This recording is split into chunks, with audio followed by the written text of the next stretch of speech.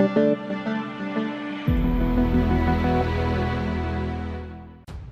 to hard reset Poco F4 5G. Step 1. At first, use the power key to disable the Poco F4. Step 2. Then, push and keep the power button with the volume up at the same time. Step 3. After the Poco logo pops up, release the power key and continue holding the volume up only.